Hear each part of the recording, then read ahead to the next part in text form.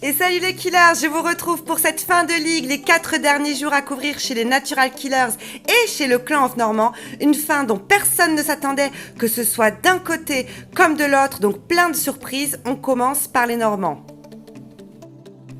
Alors qu'on s'asseyait sur une seconde place à la fin de cette 3e journée de guerre, la 4e signe une défaite, puis arrive une victoire à la 5e, la 6e est encore victorieuse. On a encore espoir de rester second sur le podium, mais un espoir qui est vite tombé à l'eau avec une défaite en 3e jour à laquelle on s'attendait. Et oui, nous sommes tombés sur des clans qui étaient très solides en face, avec beaucoup de TH12 et 11, alors que nous n'avons qu'un TH12 et des TH10 dans le clan. J'ai décidé pour cette journée numéro 4 de vous montrer l'attaque de Minikong qui a été fantastique, qui nous a fait gagner des étoiles alors qu'il n'est que TH10 et pas maxé. Il va taper un TH12 et viser l'HDV. C'est une technique à garder en tête les killers en guerre de clan ou en ligue de clan. C'est quand on tombe contre un HDV très fort en face, on vise l'HDV. Ça nous assure une victoire, une étoile et on croise les doigts pour faire au moins 50% de dégâts et ça nous fait 2 étoiles. Et là, elles sont remportées. Un grand GG à toi, Mini, et merci pour tout ce que tu as fait pendant cette ligue des clans chez les Normands.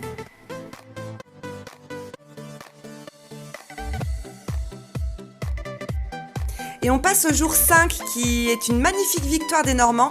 Une guerre pourtant pas évidente en haut, des gros TH12, mais on a gagné des points en bas sur des villages qui étaient totalement à notre niveau.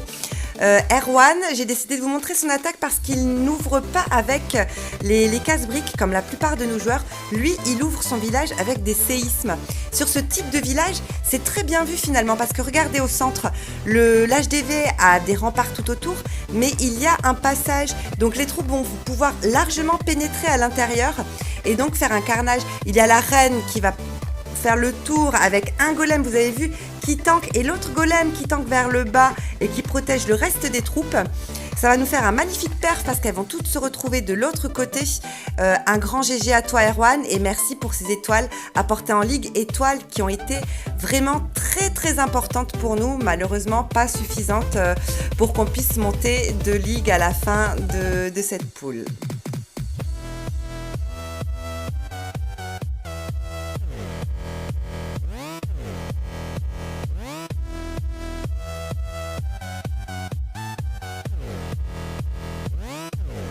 Et on arrive au 6e jour de guerre. Au début de cette 6e journée de guerre, les Normands sont 3e au podium. Il nous faut cette victoire pour pouvoir espérer passer second et donc arriver à monter de ligue. C'est une victoire, donc à la fin de cette journée, on a eu un regain d'espoir. J'ai décidé de vous montrer l'attaque de Julien qui tape avec son Gobovi traditionnel. C'est pas le seul d'ailleurs, c'est une compo qui fonctionne super bien en Ligue des Clans et en GDC. Il ne faut pas hésiter en TH9 à l'utiliser. Donc lui, il la gère très bien, j'ai déjà dit dans les vidéos précédentes. Ce Gobovi est très très beau parce que regardez, vers le bas, on a les 2 golems qui tankent les défenses et qui protègent les boulistes.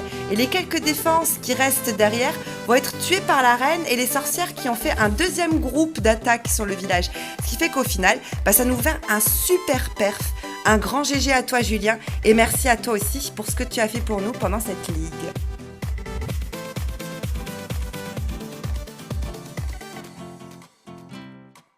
Et le jour 7, face au Selector Clan 14 que tout le monde redoutait chez les Normands, va signer notre 4e place sur le podium pendant cette ligue.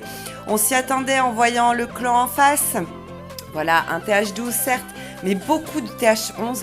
Très compliqué pour les Normands puisque nous sommes majoritairement des TH10 et 9. Donc j'ai décidé de vous montrer l'attaque magnifique de Looping sur un TH11 qui va taper et faire 2 étoiles. Donc c'était clairement son but. Il pose son engin. Il a tenté le 3 étoiles quand même. Je vais vous montrer après pourquoi, vous expliquer. Donc là, il pose pas beaucoup de troupes pour pouvoir tuer l'aigle artilleur avant que la moitié de ses troupes soient sur le terrain. Ça évite donc d'enclencher l'aigle artilleur et gagner quelques points de vie sur les troupes qu'il aura. Malheureusement, ça reste un TH11 avec des défenses de TH11. Il n'arrivera pas à le perf, mais c'était une magnifique attaque au cochon. Un grand GG à toi, Looping, et merci d'avoir tenté le tout pour le tout.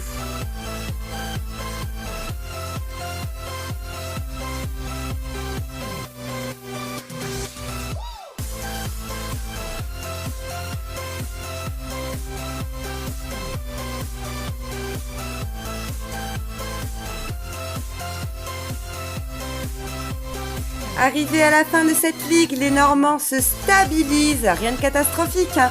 En Ligue Or 1, on se retrouve 4e, ex aequo avec Royal Knight. Malheureusement, ça s'est joué au pourcentage. Un grand GG les Normands, on fera mieux à la prochaine. Passons maintenant du côté des Natural Killers. Mais que s'est-il passé pendant cette ligue? Une victoire, 2, 3. Est-ce qu'on va réussir à faire un carton plein et à aligner les 7 victoires de guerre consécutives, nous assurer une première place dans notre pool? Je vais laisser encore le suspense jouer un petit peu et on va se pencher sur la guerre numéro 4. Pour celle-ci, elle était assez équilibrée. J'ai décidé de vous montrer l'attaque de Dave, notre caribou, qui lui va taper en sorcière et obuliste face à ce TH12 un peu préma. Ce qu'il a vu Dave, c'est qu'au milieu, la parcelle a une forme de croix. Une fois qu'il va y avoir accès, il va pouvoir accéder à la totalité du village. Donc il ne va pas taper en ligne, mais il va taper en groupe. Il va mettre toutes ses troupes en même temps. Et vous allez voir, ça va marcher. Ça va nous faire un joli perf. Un grand GG à toi Dave.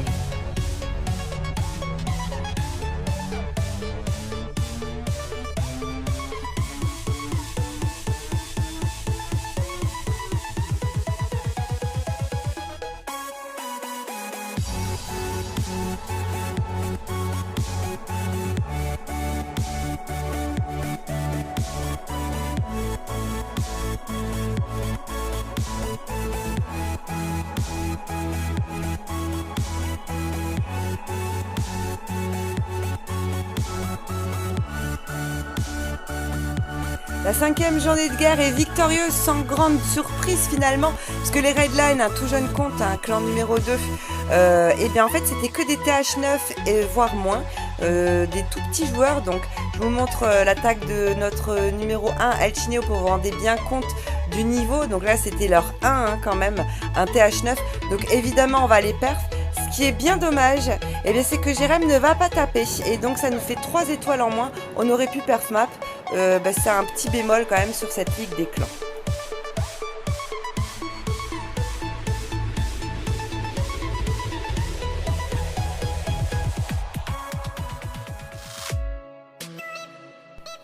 Jour 6 contre Bizimkoy, un clan 15 quand même. Et regardez, les killers, pas si mal les killers. On va leur faire mal, on va la gagner cette guerre. J'ai décidé de vous montrer l'attaque de Crazy, un nouveau caribou arrivé dans le clan qui va taper donc le TH10 qu'il a en face au Sorcier Walk. Et oui, il a fait une petite variante du Sorcier Walk classique en TH9 pour nous l'adapter en TH10. Ça lui permet d'avoir un petit peu plus de sorcières et de les poser aussi derrière l'engin. Voilà l'engin qui va s'arrêter aux portes de l'HDV, donc easy, il va nous le flinguer. Et vous allez voir sur les côtés, les sorcières vont faire leur petit bonhomme de chemin aidés par les anges. Et donc du coup, ça va faire un joli perf. C'est comme un rouleau compresseur, je l'adore cette compo sur le village. Un grand GG à toi Crazy et merci pour les étoiles.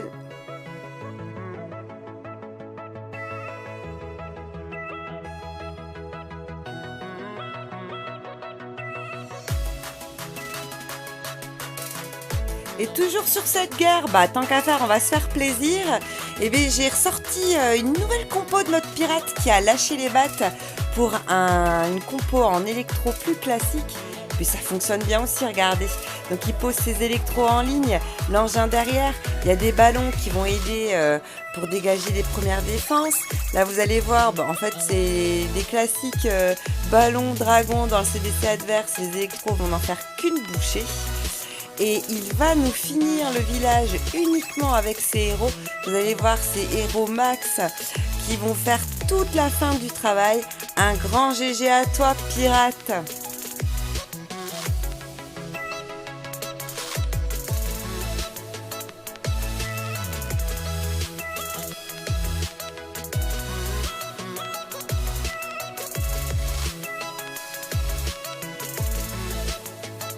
Septième et dernier jour de guerre, on est à 13 minutes de la fin.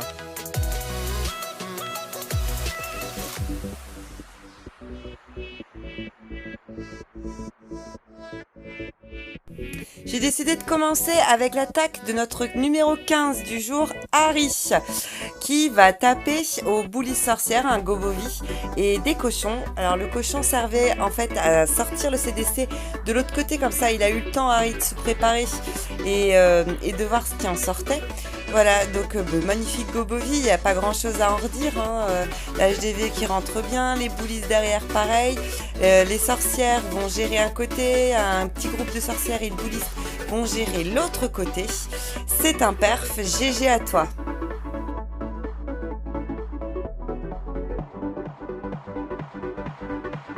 Et ça y est, la guerre est terminée, c'est une 7e victoire. Pour le plaisir, on va regarder l'attaque de Schizo.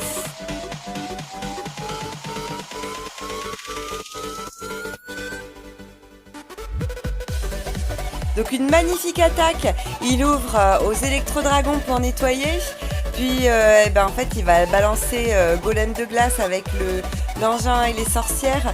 Ça va nous faire un joli perf là aussi. C'était pour le geste, j'ai mis un peu tout le monde dans la ligue, donc j'ai mis Schizo aussi. Voilà, un grand GG à toi Skiz, et on se retrouve juste après ton attaque pour faire le point donc, sur cette magnifique ligue.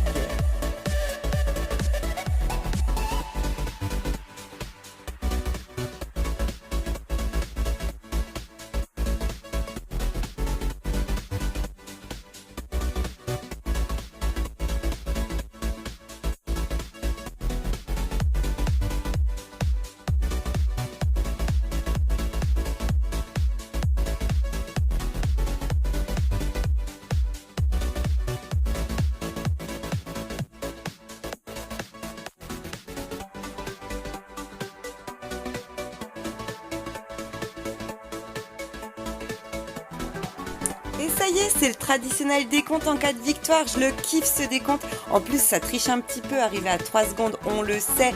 7e guerre terminée et gagnée. Ça fait 7 victoires, les Natural Killers. Un grand GG à vous. Ça nous fait donc monter de ligue. Et en plus, en étant premier de notre poule, franchement, je suis super fière de vous. Ça a été un vrai bonheur et un régal de vous suivre pendant cette ligue. On n'oublie pas Clan of Normand qui reste donc stable dans sa ligue hors 1. Un grand GG à tout le monde. Et on se retrouve très très vite pour une future guerre des clans. À très bientôt les Killers!